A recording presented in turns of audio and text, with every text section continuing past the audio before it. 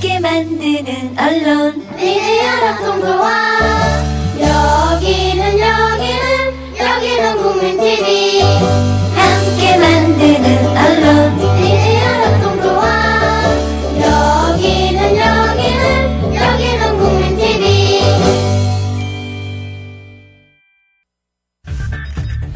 이강윤의 오늘, 이제는 정가 산책으로 함께합니다. 정치권 동향 생생하게 풀어드릴 분은요. 네, 정가 산책 양정대 기자님이십니다. 양 기자님? 네, 안녕하세요. 네, 안녕하세요. 오랜만에 뵙습니다. 네, 오늘부터 이미 추석 연휴가 시작됐는데요. 올해 네. 추석상에 오를 정치 메뉴, 이거 단연 내년 총선 이야기일 텐데, 지금 여야 모두 공천과 개파 갈등으로 시끄러워서 오가는 얘기가 참 많을 것 같네요. 예, 그렇습니다. 지금 여당인 새누리당도 그렇고 야당인 새정치민주연합도 그렇고 내부에서 지금 이제 이미 총선 경쟁, 총선 전쟁이라고 해야 될까요? 이미 스타트를 한 상태고. 네. 특히 지금 여당에서는 오픈 프라이머리를 계속 강조해왔던 김무성 대표 입지가 굉장히 좁아지면서 네. 이 친박계 쪽에서 이 노골적으로 이 전략 공천, 그러니까 박근혜 대통령의 공천권 보장을 공개적으로 지금 요구하고 있는 상황이고요. 네. 이것에 대해서 지금 이제 김무성 대표 쪽에서 그나마 좀 버티는 그런 양상이고, 야당에서는 다들 아시겠습니다만은 이제 엊그제 혁신위원회에서 이 마지막 혁신안으로 이제 인적쇄신안을 발표했는데, 그 인적쇄신안이 나오면서 사실 후폭풍이 지금 굉장히 큰 상태 아닙니까? 네네. 우선 새누리당 잠깐 살펴보면, 말씀드린 대로 지금 오픈 프라이머리를 그동안에 이제 당론으로 이미 4월 달에 채택을 한 상태고, 여기에 지금 김무성 대표가 어쨌든 정치 생명을 걸겠다, 정치 인생을 걸겠다, 이렇게 지금 주장을 해온 상황인데, 사실 오픈 프라이머리라는 거는 이제 청취자분들 다 아시겠습니다만, 여야가 이 합의를 해서 선거관리법을 바꾸지 않는 이상 사실 정상적으로 치러지기가 불가능한 상황 아닙니까? 네, 그렇죠. 그렇다 보니까 지금 청와대와 친박께서 이제 노골적으로 이 오픈 프라이머리는 어렵다, 아니 전략 공천, 야당에서 전략 공천 하는데 우리가 안 하면 우리가 결국 총선 패배할 수밖에 없다, 이제 이런 논리를 내세워서 네. 이 뒤집기를 시도를 하고 있는데, 추석 연휴가 끝나고 바로 다음 날, 그러니까 이제 다음 주죠, 30일에 지금 긴급 의원총회가 예정이 돼 있습니다. 아무래도 이 자리에서는 오픈 프라이머리 관련한 이 최종 당의 입장을 이제 정하면서 전략 공천 부분을 얼만큼 어떻게 열어놓을지가 초미의 관심사일 겁니다. 네네. 이제 당 내부에서는 그렇고요. 이제 추석 민심에서 네. 이 논의되는, 얘기되는 가장 많이 얘기가 될 만한 소재, 단연 아마 김무성 대표와 관련한 얘기일 겁니다. 네. 이 김무성 대표가 어쨌든 형식적이든 실질적이든 지금 집권 여당의 당 대표이고, 또 여당의 잠룡 중에서는 가장 지금 지지율이 앞서 있는 부동의 1위를 달리고 있고, 그런데 네, 이 그렇죠. 권력자의 인척이고 사위인 사람이 사실 마약과 관련한 처벌을 받았고, 네. 더군다나 여기에 여자 연예인 이름도 나오고, 네. 이런 여러 가지 또 다른 권력자의 아들 얘기도 나오고요. 네. 이런 여러 가지 요소들이 사실 사람들이 입방아에 오르내리기에는 가장 손쉽게 오르내릴 수 있는 그런 요소들을 두루 갖추고 있습니다. 그렇죠. 말씀드린 대로 김무성 대표의 지지율이 여전히 20% 초중반대를 달리고 있습니다만, 그리고 이 마약 사위 관련한 논란 때문에 곧바로 김무성 대표의 지지율이 확 빠지는 일은 없을 겁니다. 네네. 이게 기본적으로 이제 김무성 대표의 지지율이라는 게, 물론 김무성이라는 정치인 김무성 개인에 대한 지지의 의미도 있지만, 네. 이게 사실은 박근혜 대통령의 지지율에 지금 기대고 있다, 이런 분석이 굉장히 많지 않습니까? 네. 그러다 보면 박근혜 대통령의 지지율이 훅 빠지지 않는 이상 이 김무성 대표의 지지율이 곧바로 빠질 가능성은 높지는 않아 보이는데, 네. 다만 말씀드렸듯이 이 인구에 회자되는 내용 자체가 워낙 이 민감하기도 하고 또는 굉장히 좀 자극적이기도 하고, 또 그런데 이게 결국은 이 도덕적인 잣대, 권력층에게 요구하는 도덕적인 잣대에 기준해서 보면 사실 김무성 대표는 굉장히 큰 내상을 입고 있는 중이다. 그리고 그 내상이 쉽게 가라앉지 않을 거다. 이런 예상이 가능합니다. 네네. 그렇게 보면 내년 총선, 이 집권 여당 새누리당의 내년 총선을 치를 때는 아무래도 이 박근혜 대통령을 중심으로 총선을 치르는 그런 체제로 갈 수밖에 없을 거고요. 네. 이게 지금 뭐 공공연히 나오는 대구, 경북, TK, 물갈이론 이런 것들이 단순히 설에 그치지 않고 네. 이게 굉장히 좀 현실화하는 그런 과정이 한번 나타날 공산이 크다 이렇게 볼 수 있을 것 같습니다. 현실화가 될 거라고요. 그러니 네네. 여기서 만약에 그 기존에 그 네네. 지역을 갖고 계셨던 또 배지를 달고 계셨던 분들이 밀릴 경우에는 어떤 네. 또 양상이 발생할 수 있을까요? 근데 그래서 사실은 조금 길게 보면 네네. 유승민 전 원내대표의 역할, 비중 이런 것들을 좀 눈여겨볼 필요가 있을 것 같습니다. 네. 아무래도 지금 청와대 핵심 참모 그룹 중에서 이미 뭐 대구 출마를 선언한 사람도 있고 네네. 또 특히 유승민 의원 지역구 대구 동을 출마를 누가 검토한다 이런 소문이 지금 이미 여의도에서는 타다하게 지금 돌고 있는데요. 네네. 이게 이제 결국은 아까 말씀드렸듯이 이 공천 문제와 관련해서 지금까지는 어쨌든 오픈 프라이머리라는 명분을 쥐고 김무성 대표가 좀 이 명분을 쥐고 갔던 측면이 있었다면 네. 지금 이제 김무성 대표가 마약 사기건 불거진 이후에 사실은 말씀드렸듯이 여권의 주도 축이 청와대 친박계로 넘어갔다 이렇게 보는 게 맞을 것 같고요. 네. 그러면 내년 총선의 공천 과정에서 김무성 대표는 공천을 주도하는 게 아니라 자기 지분 정도를 챙기는 쪽에 오히려 좀 무게를 둬야 될 상황이 될 거고요. 네. 이렇게 보면 TK 대구 경북 지역은 사실 청와대가 의도하는 대로 물갈이가 이루어질 가능성이 높다. 특히 전략 공천 가능성도 굉장히 많이 열리게 될 거다. 이런 예상을 할 수 있습니다. 물론 이제 유승민 전 원내대표야 뭐 워낙 이 정치적인 거물이기 때문에 네. 뭐 당의 공천 과정에서 공천을 처음부터 배제했을 경우에 뭐 굉장히 시끄러울 수밖에 없을 텐데 그렇죠. 그렇더라도 이 박근혜 대통령이 유승민 전 원내대표를 원내대표직에서 내쫓을 때의 과정, 이 과정을 보면 사실은 TK 지역민들에게 사실상의 양자택일을 요구하는 그런 양상으로 번지면서 사실은 좀 뭐랄까요, 그 지역 주민들, 유권자들 입장에서 보면 아직 임기가 절반가량 남은 박근혜 대통령을 선 쪽으로 힘을 실어줄 수도 있다. 이 가능성이 열려있다. 이렇게 볼 수 있거든요. 네네. 그렇다면 이제 유승민 전 원내대표가 어떤 정적인 행보를 할 거냐. 이게 이제 앞으로 이 내후년 대선까지 여권의 큰 흐름에서 굉장히 중요한 포인트가 될 텐데 네네. 유승민 전 원내대표를 축으로 이 TK 지역 이외에 부산 경남이나 특히 수도권의 이 중도 개혁파 의원들 혹은 합리적 보수층을 겨냥한 이 정치 세력 이쪽이 좀 독자화하는 그러니까 뭐 새누리당이 갈라진다는 의미에서가 아니고 네네. 여권 내에서도 좀 독자적인 흐름으로 이게 자리를 잡을 가능성도 꽤 있습니다. 네. 이렇게 되면 사실 이제 내후년 대선은 야권의 상황이 뭐 녹록지 않기 때문에 이전 대선과는 다르게 좀 뭐 다자구도로 흘러갈 가능성까지 좀 염두에 둘 수도 있지 않겠나. 뭐 조심스럽게 그런 전망도 가능할 것 같습니다. 아, 네. 어쨌든 그 김무성 대표가 오늘이었나요? 어제였나요? 전략 공천은 단 한 명도 하지 않겠다. 오늘이었죠? 네, 어제 오늘 계속 얘기를 하고 있죠. 네. 어쨌든 이게 이제 그 공천 지분을 최대한 확보하기 위한 어떤 뭐 그런 정치적 액션일 수 있다. 이런 해석도 그렇죠. 가능하다는 네네. 거죠? 네네. 네.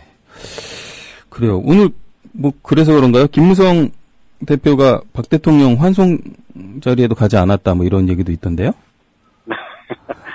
근데 뭐 오늘 이제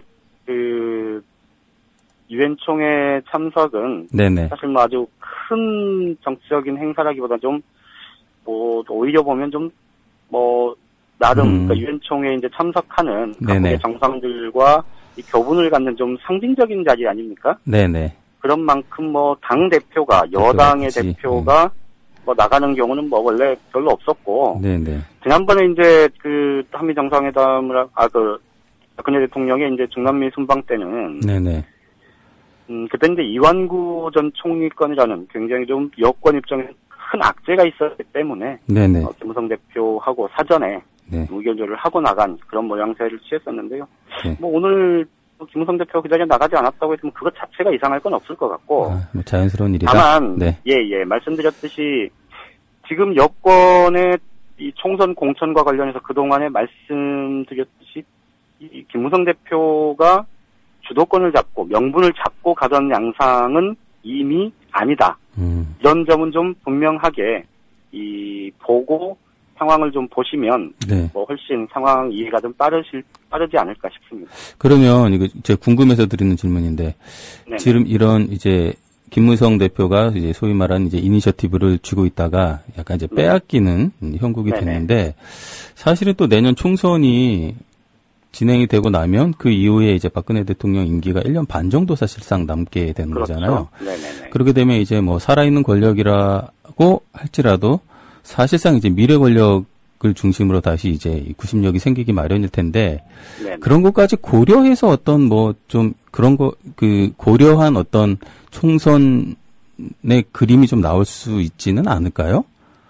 일단 그렇게 나오는 게 맞을 겁니다. 그런데 네네. 지금 청와대나 친박계 핵심들의 주된 관심사는 네네. 사실 대선까지 가는 큰 그림도 큰 그림이지만 우리 지금 박근혜 대통령의 임기 후반의 안정적인 국정 운영 그리고 임기 이후 박근혜 대통령의 퇴임 이후까지 보는 여권 전체 좀 판을 보는 것 같아요. 네네. 그래서 이제 내년 지금 뭐 예정대로 김무성 대표 임기가 2년 그대로 이제 무사히 마친다면 내년 7월달에 지금 전당대회가 있을 건데요. 네. 그 전당대회는 최경환 현 경제부총리. 네. 지금 사실상 여권의 2인자 아닙니까? 네네. 이 최경환 경제부총리가 20대 총선에 들어와서 이 내년 당권을 장악을 하고 네네. 이 안정적인 국정 운영 뒷받침을 하면서 서서히 이제 대권 준비를 하게 될 거다. 네네. 그 와중에 반기문 유엔 사무총장이 뭐 유력한 대권 후보가 될 수 있다. 뭐 이런 전망도 나오고 있고 네네. 또는 지금 뭐 친박계라고 불리는 사람들 중에서 사실 이 대중적으로 없죠. 대통령 후보감 뭐 이렇게 지금 딱 꼽힐 만한 사람이 없는 게 현실 아닙니까? 네, 인자를 두지 않았으니까. 네. 그렇죠. 그러다 네. 보니까 이 박근혜 대통령이 그나마 좀 나름 좀 뭐랄까요 평가를 하는 네. 평가를 하는 정치인들 중에 네네.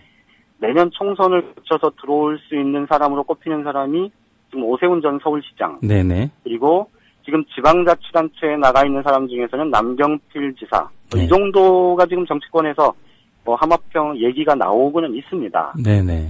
그런데 이제 아직 1년 뭐 내년 총선이 끝나도 1년 반이 남은 뭐 대선까지는 1년 반이 남아있기 때문에 네네. 그때까지는 좀 상황이 굉장히 유동적일 수밖에 없을 거여서요. 네네. 이후 상황은 뭐 제가 뭐 벌써 좀 예단하기는 좀 힘들긴 그렇죠. 할 것 같습니다. 네, 그건 그렇죠. 네, 그러면 잠깐 또 이제 야당 쪽으로 좀 넘어와서요. 네네. 야당에서 어쨌든 이제 혁신이 이후에 굉장히 이제 갈등이 이게 뭐 의도된 갈등인지는 잘 모르겠으나 어쨌든 시끄러운 상황이잖아요. 그리고 네네. 전반적으로 이제 뭐 그 여론조사에서도 이게 부정적인 영향을 미치고 있는 걸로 나오는데 이건 앞으로 어떻게 좀 흘러갈 것 같습니까? 일단 뭐 죽이 되든 밥이 되든 지금 재신임 정국이 끝나면서 네네. 마무리가 되면서 문재인 대표의 당 장악력은 이전보다는 좀 많이 높아졌다 이렇게 보는 게 맞을 것 같습니다. 그렇죠. 문재인 대표 이제 당 정악력이 높아졌고 그리고 뭐 오늘 보도를 통해서 다들 얘기가 나오고 있습니다만 당초 혁신위에서 이제 인적 쇄신안을 준비를 할 때 네. 발표됐던 내용보다 훨씬 이 좀 파괴력 있는 뭐 핵폭 슈턴급, 매머드급 뭐 이런 표현까지 쓰던데요. 네네. 이제 그런 내용들이 있었다는 게 정설 아닙니까? 네네. 그런데 재신임 정국이 마무리되면서 어쨌든 이 당내 통합 분위기 네. 뭐 이런 것들을 감안을 해서 좀 수위 조절을 해서 발표한 내용이다. 네, 톤다운한 거죠. 네네. 예. 그런데 이제 이 호남 민심을 중심으로 이 상황을 좀 끌고 가려는 비주류 측 입장에서 보면 어쨌든 이 호남에 뿌리를 두고 있는 중진들 혹은 호남 의원들의 대대적인 물갈이 이것들을 뭐 본격적으로 제기하진 않았지만 네네. 어쨌든 인적 쇄신의 전반적인 분위기로 보면 사실은 굉장히 좀 불안할 수밖에 없는 상황이겠죠. 네네. 그렇게 보면 결국은 이제 추석 연휴 이후에 호남 민심이 어디를 향하고 있다. 이거를 누가 가장 좀 정확하게 보고 상황을 끌고 가느냐.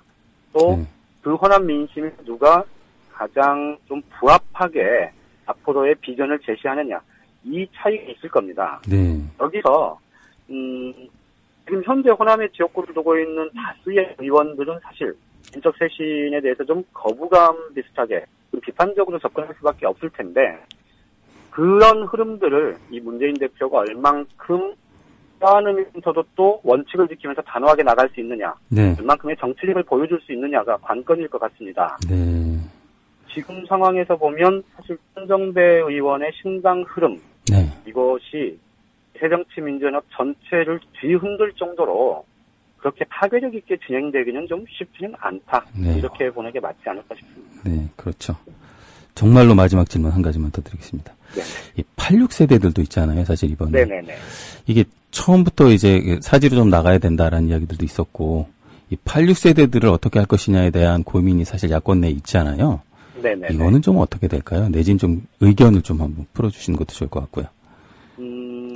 일단 그 혁신위 내에서는 네. 86그룹 하방론을 이제 본격적으로 이동혁 혁신위원이 한번 제시를 한 적이 있지 않습니까? 네네. 그래서 조금 논란이 됐었는데 마지막에 이제 인적쇄신안을 준비하는 과정에서 네. 이 86그룹도 좀 험지로 출마해야 한다.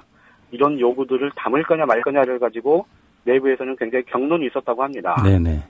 그랬다가 이제 최종적으로 전선을 너무 넓히면 안 될 것 같다. 이런 판단 때문에 그 부분은 뺐다. 이렇게 지금 설명을 하고 있는데요. 네네. 실제로 들리는 얘기는 사실은 86그룹 하방론이 네. 결국은 당 전체의 안정적인 의석 확보를 좀 막을 수 있는 저해한다. 안정적으로 의석 확보를 할 수 있는 하지 못하게 하는 네네네. 그런 좀 부메랑이 될 수 있다 이런 지적들이 좀 있었다고 합니다. 아, 그렇구나. 그러니까 지금 네. 사실 이제 우리가 흔히 이 86그룹 하면 대표적으로 이제 정치인들 몇 사람을 꼽는데요. 그렇죠. 그런데 사실은 연배나 혹은 경력 이런 것들로 보면 지금 86그룹이 정치권뿐만 아니고 사실 사회 어느 분야에서든 네. 가장 중추적인 집단일 수밖에 없는 상황 아닙니까? 맞습니다. 네. 새정치민주연합도 마찬가지입니다. 네. 거기에서 그래서 이제 실제 86그룹에 포함되는 의원들 혹은 예비 정치인들이 상당수인데 네. 이들을 모두 이 험지로 출마해라라고 얘기를 하는 게 굉장히 좀 현실성이 떨어진다. 이런 지적들이 있었다는 거고요. 네네. 그래서 어떻게 보면 지금 제자리를 잡고 있는 이 86그룹 안정적으로 3선, 4선, 5선 이렇게 갈 수 있는 사람들이 몇 사람 있긴 합니다만 네. 사실 따지고 보면 상당수의 86그룹이 지금 나가 있는 지역구가 그렇게 만만한 지역구는 그렇죠. 아닌 곳이 꽤 많습니다. 네, 맞습니다. 그런 부분들까지 좀 감안을 하면 네. 실제 좀 굉장히 좀 현실적인 판단을 한 거다 이렇게 볼 수 있을 것 같고요. 네. 그 현실적인 판단이 그렇더라도 그동안에 86그룹들한테 이렇게 저렇게 지적이 나왔었던 비판이 쏟아졌었던 그런 부분들을 모두 용인하고 없던 일로 하는 취지는 아니지 않습니까? 그렇죠. 그렇다면 86그룹들 스스로가 좀 자기 스스로들 얘기했듯이 네. 이 하청 정치가 아닌 진짜로 좀 새로운 이 세대의 흐름을 만들어낼 수 있는 그런 정치를 좀 펼쳐나가는 것. 그게 보여줘야죠. 뭐 앞으로 이제 그들한테 주어진 좀 책무가 아닐까, 뭐 이렇게 얘기 드릴 수 있을 것 같습니다. 아유, 네. 긴 시간 감사합니다. 저희가 예정된 질문 이외의 질문도 많이 드렸는데 대답을 너무 잘해 주셨습니다. 감사드리고요. 추석 잘 보내시고 다음에 또 뵙도록 하겠습니다. 예, 명절 잘 되십시오. 감사합니다. 네. 국민라디오 팟캐스트 응원하는 가장 쉬운 방법 아시나요? 다운로드하기, 별점 주기, 댓글 달기, 구독하기. 국민라디오 팟캐스트 널리 알리는 가장 쉬운 방법. 다운로드하기, 별점 주기, 댓글 달기, 구독하기. 기억하세요. 다운로드하기, 별점 주기, 댓글 달기, 구독하기.